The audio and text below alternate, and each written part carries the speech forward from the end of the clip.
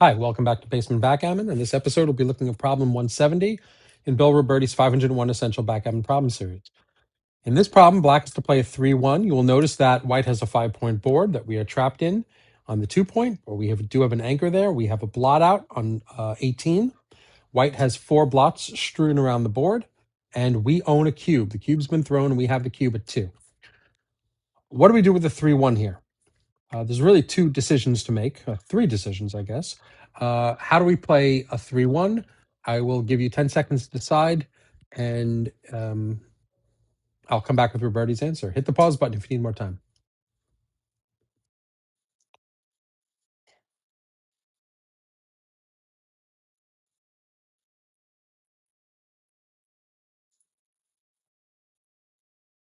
All right, so Robertie's answer is 18 to 14 hit.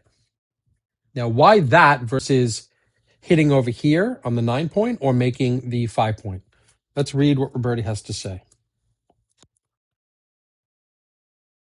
If survival is key, even the 5-point will have to wait. White has a 5-point board, so black has to tread lightly. Making the 5-point is great if it works, but making the 5-point leaves white 18 shots from the bar. 4-4, 2-2, 4-6, 3-4, 3-5, 3-6, 2-4, 2-6, 1-4, 1-6. The more prudent 18 to 14, by contrast, just leaves 9 shots, basically any 4 except 6-4.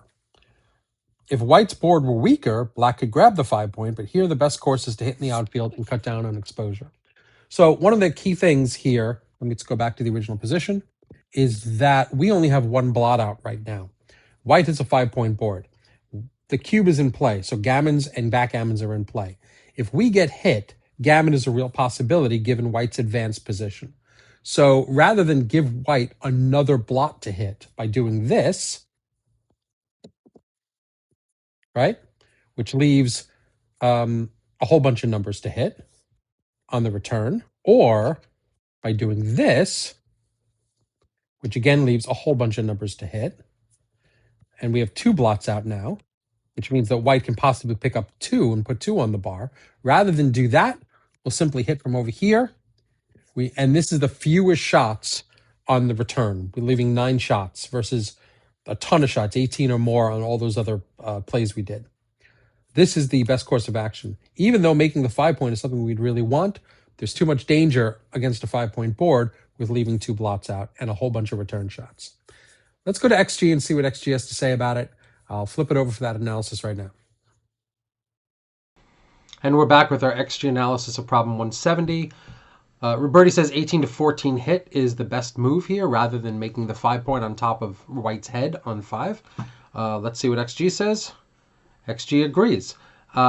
It's the best move by a fair amount. 13 to 9 was actually not even making the 5-point. 13 to 9 is the number 2 play. That's a 6.2% equity loss. Making the 5-point is a blunder at 10.6% equity loss. So I think we've demonstrated that fairly well here. I hope you got this one right. If you didn't, believe me, making a point on top of your opponent's head is almost always the correct answer, except in the case where you're leaving a lot of danger with a lot of return shots. So this is one of those cases. I hope you enjoyed this analysis. I hope you liked the video series. Please please subscribe to the video series so you can get updated and goes into your algorithm and my videos start popping to the top of your feed, which you'd want because it's a great video series. I'm really enjoying doing this. I hope you're enjoying watching it. And I will see you tomorrow with 171. Thanks for watching.